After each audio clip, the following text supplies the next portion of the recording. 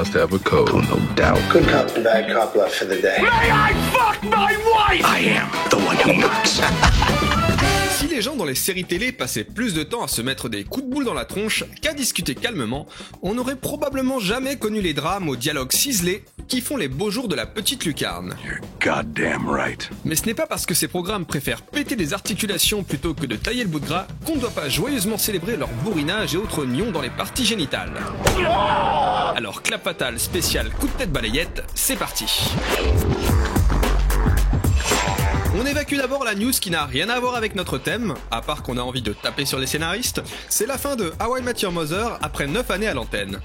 Un dernier épisode qui a d'ailleurs révolté de nombreux fans, visiblement dégoûtés du tour de cochon que leur avaient réservé les créateurs du show.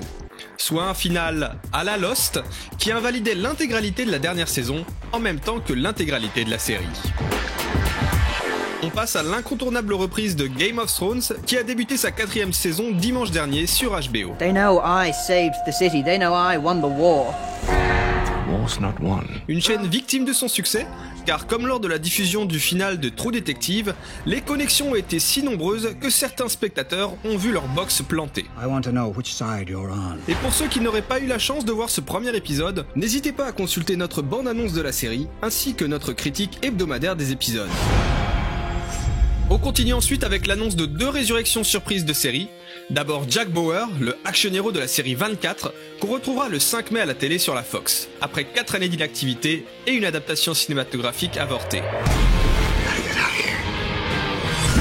Cette nouvelle saison se déroulera à Londres et mettra Monsieur Bauer face à, je vous le donne dans le mille, une attaque terroriste. A noter que cette fournée ne comptera que 12 épisodes seulement, mais couvrira bien une journée entière dans la vie de ses personnages. La seconde série à bénéficier de ce traitement de faveur se nomme Heroes, qui se voit donc ressuscité par NBC 5 ans après une annulation tardive.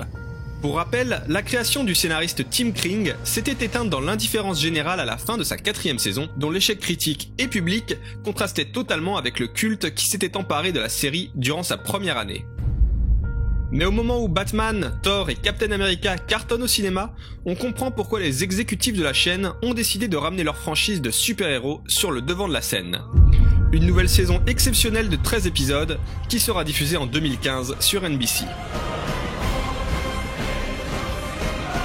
You can stop this. Here. Do it. Turns out I'm the hero. Do it. Here.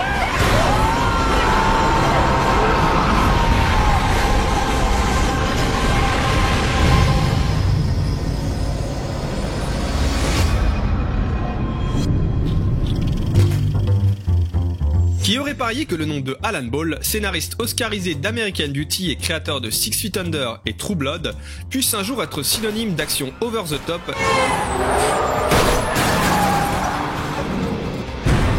et de répliques qui tuent. You knocked every one of my brother's teeth out. Looked like a fucking baby when he opened his mouth. Yeah, and he cried like a baby too. C'est pourtant le cas avec Banshee, nom du bled paumé où un criminel endurci doit assumer malgré lui l'identité d'un shérif tué anonymement lors d'une altercation sanglante.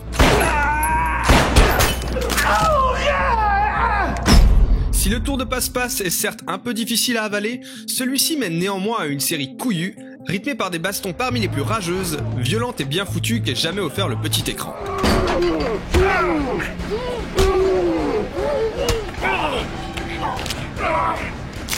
Le plus déconcertant dans tout ça, c'est que Banshee pourrait presque se contenter de la capacité hors norme de son personnage principal à botter des culs.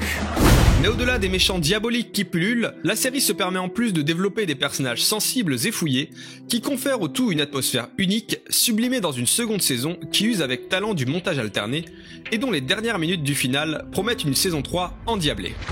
Bref, si Banshee aurait pu n'être qu'un plaisir coupable pour macho men lobotomisés, elle est finalement une excellente surprise qui saura largement combler les fans d'action en même temps qu'elle satisfera les amateurs de thrillers et de drames criminels pas trop exigeants.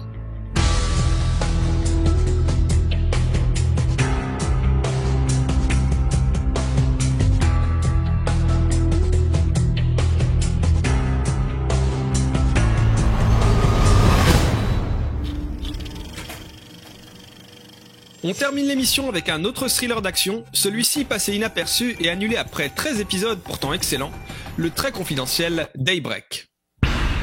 Diffusée en 2006 sur ABC, la série se réapproprie alors le principe du film Un jour sans fin et propose donc au personnage de flic interprété par Taye Diggs de revivre encore et toujours la même journée jusqu'à trouver une échappatoire. You're under arrest for the murder of Assistant DA Alberto Garza. I will be framed for murder. Who the hell are you people? My girlfriend Rita will be in danger.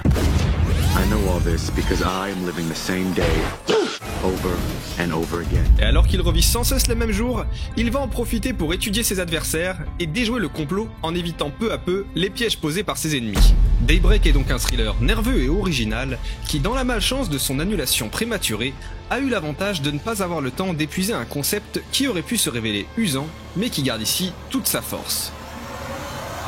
Voilà, Clap Fatal, c'est terminé pour cette semaine. Rejoignez-nous sur Facebook et YouTube, ainsi que sur notre site myprofilart.com, où vous pourrez retrouver toutes les solutions pour la création.